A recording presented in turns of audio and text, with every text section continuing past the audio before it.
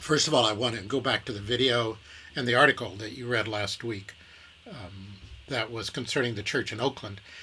There's many things about the church and even things I'd mentioned in the article that were our own challenges, but I wanted to at least let you see some ways that a particular church was living this out.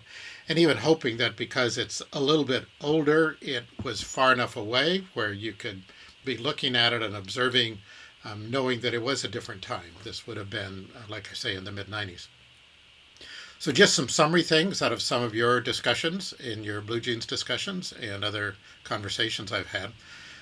One was that just the participation in the worship service did show diversity of age and ethnicity.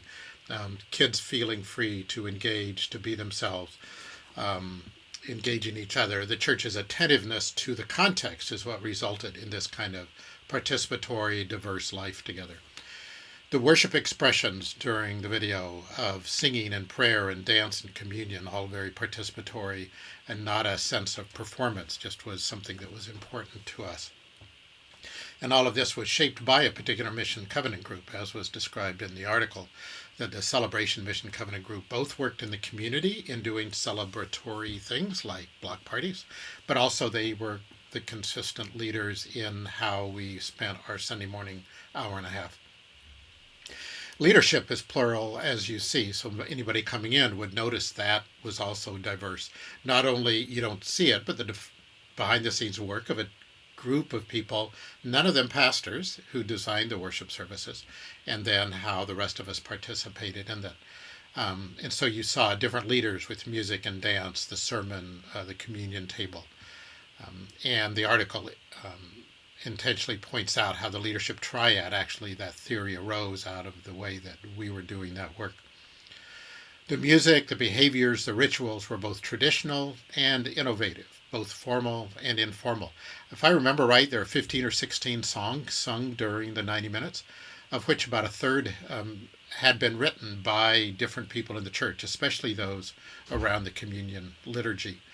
Also, the ways that you would see kids having, and even older people, having instruments, percussion instruments. So each aisle of the church had percussion instruments in them.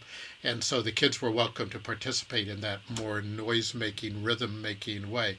And this also let them learn how to follow a leader, because we would note to them, watch the bongo player, the conga player, and when the conga player is playing, you can use your instruments, and when he's not, then keep them silent. And so they would both learn to participate and learn to work with a leader in a music situation. Diverse music, hymns, songs, spiritual songs, what was then contemporary music. So again, just a diversity of things that represented who we were, our own church traditions as a United Methodist Church, but also the more recent context.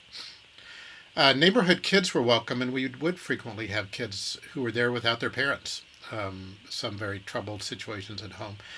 Whenever somebody under 18 visited, we would make sure we connect with them and connect them, introduce them to adults.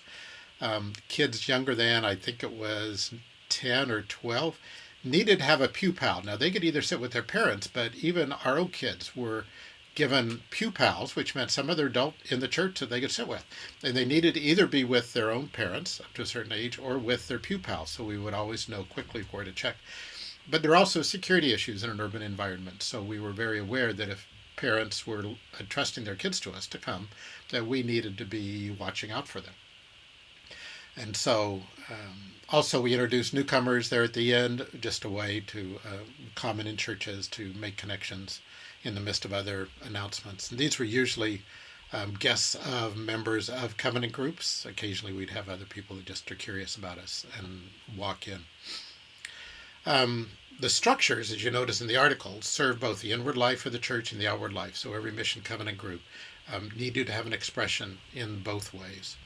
And this was often a challenge. And so you saw how we worked at discernment and experiments, what now is part of the practical theology work that I do.